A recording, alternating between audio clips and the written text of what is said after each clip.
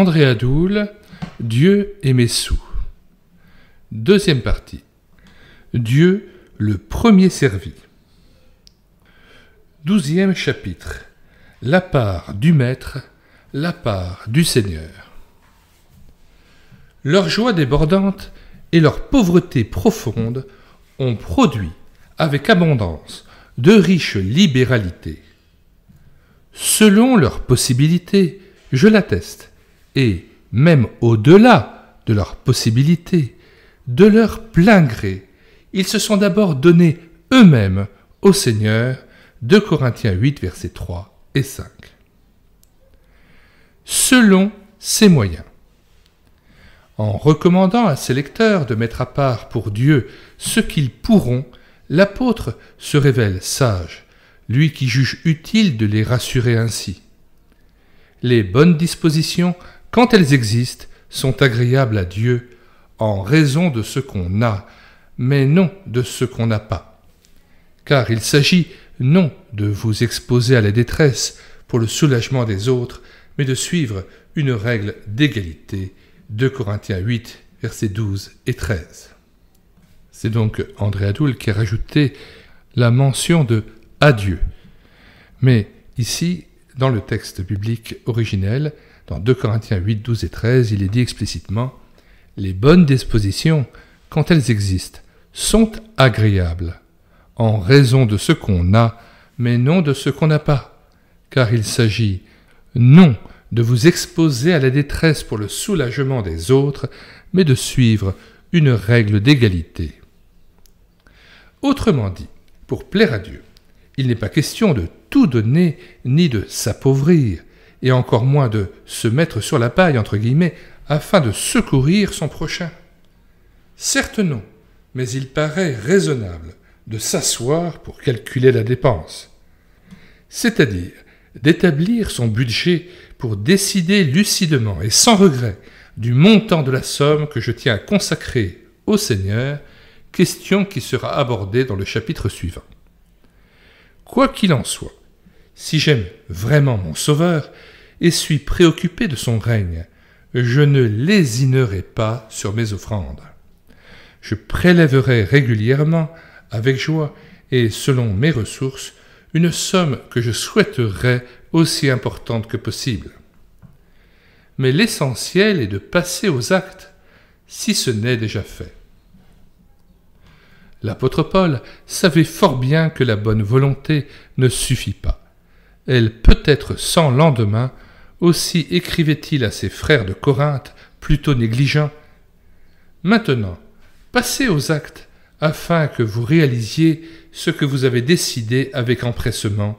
2 Corinthiens 8, 11. Éprouvez-vous quelque hésitation à prélever sur vos mensualités un pourcentage d'une certaine importance? Pourquoi ne pas passer à l'acte? Je recevais dernièrement les confidences d'un couple chrétien éprouvant beaucoup de peine à joindre les deux bouts. Divorcés de part et d'autre, puis remariés, ces époux devaient régler des pensions alimentaires élevées pour les enfants issus du premier mariage et dont la garde était confiée à leur premier conjoint. Que faire lorsque de telles ponctions réduisent considérablement le petit salaire du mari, lequel m'avouait avec regret? Prélever la dîme sur mes mensualités, c'est plus que nous ne pouvons faire. Je le rassurai en lui rappelant ce qu'il pourra de l'Écriture et la nécessité d'établir son budget. Note 1. Tel chrétien copropriétaire doit prélever une somme importante pour régler le ravalement imposé de son immeuble. Tel autre, éprouvé dans sa santé, doit faire face à des dépenses imprévues. Retour au texte. Si vous hésitez à passer aux actes, commencez modestement en donnant 3,5 ou 8% et en disant à Dieu vos craintes à ce sujet. Il faut jouer franc jeu avec lui. Toutefois, si je tiens à me montrer plus généreux que l'observateur de la loi de jadis, je pousserai jusqu'à 11, 15% et davantage peut-être. Il est préférable, me semble-t-il, de ne pas verser exactement 10%, c'est-à-dire la dîme imposée dans l'Ancienne Alliance, afin de ne pas éprouver le sentiment de légaliser, désagréable pour qui veut être affranchi de la loi. Pourquoi ne pas vous décider maintenant à agir, vous qui lisez ces lignes? Quel pourcentage de vos émoluments, de votre paye, paraît le mieux convenir à votre situation? Ne dites pas « c'est impossible ». Tentez l'expérience. Faites ce pas de la foi qui vous procurera des joies insoupçonnées et aura certainement des incidences sur votre vie spirituelle.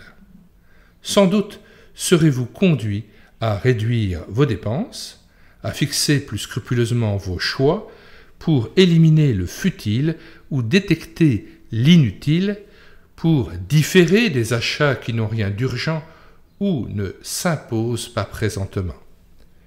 Pour vous stimuler à passer aux actes, n'oubliez pas que l'ordre donné par l'Esprit Saint sous la plume de Paul n'est pas seulement adressé à tel ou tel frère bien installé dans la vie, mais à chacun.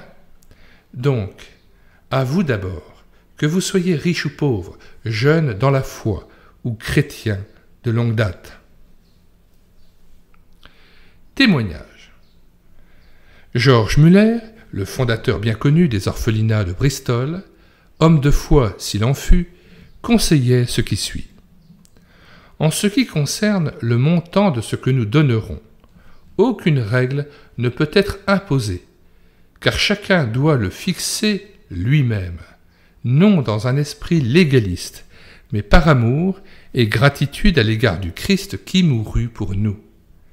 Dieu veut nous voir agir dans un sentiment filial et comme pressés par l'amour de Jésus.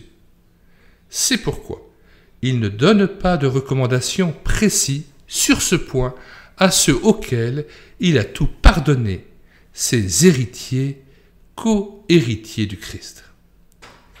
Quant à moi, je ne souhaite autre chose que de demeurer continuellement devant Dieu avec tout ce que je possède en lui disant « Seigneur, tout ce que j'ai est à toi, use-en selon ton plaisir. » Si, cependant, ajoute George Muller, vous objectez « Je ne puis en faire autant », je répondrai « Faites ce que vous pouvez, donnez telle fraction de vos ressources selon votre degré de lumière et de grâce, seulement fixez le minimum de ce que vous pensez mettre à part et donnez-le régulièrement. Puis, à mesure que Dieu vous éclairera et selon qu'il vous fera prospérer, donnez davantage. Le minimum fixé au premier abord peut être continuellement dépassé, mais il est bon de le fixer, de peur que vous ne donniez rien ou presque rien. Sachez-le, celui qui sème peu moissonnera peu, et celui qui sème en abondance moissonnera en abondance. 2 Corinthiens 9, verset 6. J'ai sous les yeux une brochure excellente du passé, signée R.A.L., intitulée « Donnons à Dieu joyeusement et sans regret ». Voici l'expérience faite par son auteur. 1er février 1904. Âgé de 18 ans, j'ai décidé de donner au Seigneur le 10e de mon salaire. 12 février 1906. Avant que l'argent ne prenne possession de mon cœur, je veux, avec le secours d'en haut, aller jusqu'à 25% de mon salaire. Septembre 1910, âgé de 25 ans, je désire donner 50% de tout ce que je gagne. 1955. Maintenant, à 70 ans, je puis témoigner que le Seigneur a dépassé mon attente et m'a accordé en bénédiction spirituelle et matérielle le centuple de ce que j'ai pu lui donner. Il m'a béni bien au-delà de ce que j'aurais pu imaginer lorsque, jeune homme, je décidais de donner une portion bien définie de mon salaire. Conclusion. Après de tels témoignages, il me paraît utile de renouveler un conseil et de terminer ce chapitre par une promesse de Dieu. Conseil. N'attendez pas d'être bien disposé ou en mesure de donner 5, 10, 15 ou 20% de votre salaire, mais commencez aujourd'hui même à fixer le minimum que vous allez verser régulièrement dans la caisse du Seigneur. Oui, tentez l'expérience, elle en vaut la peine.